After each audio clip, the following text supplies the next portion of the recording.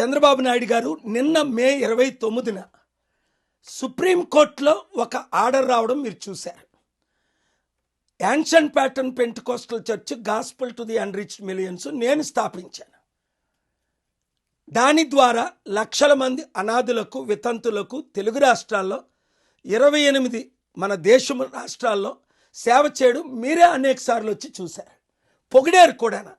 2014 వరకు నేను మీ కొరకు ఎంత క్యాంపెయిన్ చేశారో 2024 జూన్లో మీరు ప్రధానమంత్రి అయ్యే అవకాశాలు ఉన్నాయని నేను వీడియో కూడా రిలీజ్ చేశాను.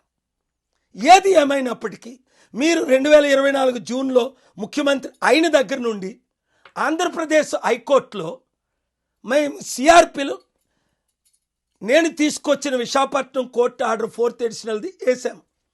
వాళ్ళకి ఎవరు మా అన్నయ్యని చంపిన భార్యా పిల్లలకి బోర్డు మెంబర్లని మరొక అవకాశం ఇవ్వమని 19 సంవత్సరాల తర్వాత ఎలాగ అవకాశం ఇస్తారండి? వాళ్ళేమంటున్నారు, మాకు చంద్రబాబు నాయుడు గారు ఉన్నారు, పవన్ కళ్యాణ్ ఉన్నాడు, ముఖ్యంగా లోకేష్ ఉన్నాడు, మాతో రఘురామకృష్ణరాజు గారు ఉన్నారు, ఒకసారి అయితే రామ్మాధవ్ కూడా ఉన్నారు అని చెప్పుకుంటూ తిరుగుతూ మీరే డబ్బులు ఇస్తున్నారు. సొసైటీలన్నీ మనం చేసుకుందాం, పార్టీ పెట్టినందుకు ఆయనకు పనిష్మెంట్ ఇద్దాం, ప్రజాశాంతి పార్టీ పెట్టినందుకని మీ పేరు వాడుకుంటూ మీ సహాయంతో వారు అన్నీ తిరుగుతున్నారు. అయితే 7 జడ్జిలు ఈ 2 సంవత్సరాల్లో ఆంధ్రప్రదేశ్ హైకోర్టులో 4 మీ మ్యాటర్ మేము వినమన్నారు, 2 విని నాట్ బిఫోర్ మీ అని రాశారు, 7 ఆయనేమో ఇంకొక అవకాశం విశాఖపట్నంలో ఇమ్మని ఆర్డర్ వేశారు. ఇదేంటండి? మా అన్నయ్యను వాళ్ళు పెళ్లి చేసుకునేటప్పటికి నేను చారిటీలు చేస్తున్నాను, వాళ్ళకి పిల్లలే పుట్టలేదు, వాళ్ళ మెంబర్సే కారు, నేనే ఫౌండర్, ప్రెసిడెంట్, ఓనర్, డోనర్ అని మీకు తెలుసు. మరి వాళ్ళకి ఎలా మీరు ఆర్డర్లు ఇస్తారు? అంటే మీకు డైరెక్ట్గా నా ప్రాపర్టీలు కావాలంటే చెప్పండి, రాష్ట్రానికి రాసి ఇచ్చేస్తా, వాళ్ళకెందుకు? మీరైనా మంచి చేయండి, మీ ద్వారా చారిటీలు నడుపుతాను నేను కావాలంటే. మా అన్నయ్యని చంపిన వారికి మాత్రం ఈ చారిటీలు మీరు ఇవ్వలేరు. కోర్టులు అసలు జడ్జిలకు బుర్రలేదా?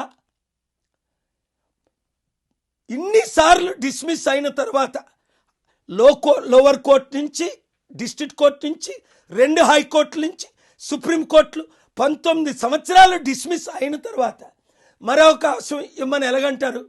కనుక న్యాయం చేయండి, ఇమీడియట్గా దేవుడు మిమ్మల్ని దీవిస్తారు. లేదు అంటే చూసారా, నేను మోదీ గారికి 2010లో జనవరి 26ని ఎండోర్స్ చేశారని మా అన్నని చంపేశారు 30వ తారీఖున 3 రోజుల్లో. ఏమైంది గుర్తుంచుకోండి. నా చారిటీలకు వ్యతిరేకంగా వచ్చిన 6 బోర్డు మెంబర్లు, 1 ముఖ్యమంత్రి మస్ అయిపోయారు, దేవుని శాపాన్ని పొందారు. రండి, స్పీకర్ జాన్సన్ గారు మిమ్మల్ని పిలుస్తున్నారు, ఆ వీడియో చూడండి. రండి, లక్షల కోట్లు తీసుకొద్దాం. ఇలాన్ మస్క్ ఇన్విటేషన్ మీరు తీసుకోరా? స్పీకర్ జాన్సన్ గారు ఇన్విటేషన్ మీరు తీసుకోరా? ట్రంప్ని కలవండి, ఇన్వెస్టర్ని కలవండి, వాషింగ్టన్ డీసీ రండి, కలిసి పనిచేద్దాం.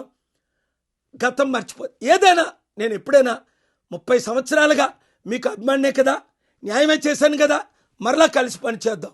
రేవంత్ రెడ్డి తమ్ముడు నువ్వు కూడా రా, కలిసి పనిచేద్దాం, 2 తెలుగు రాష్ట్రాలు అభివృద్ధి చేసుకుందాం. God bless you. ఈ వీడియో అందరికీ షేర్ చేయండి.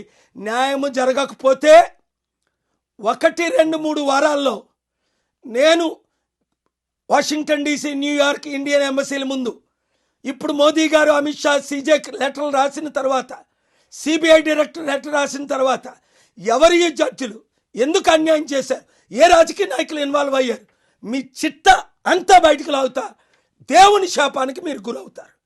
దేవుని దీవెనలు కావాలా? రండి, ఈ వీడియో అందరికీ షేర్ చేయండి.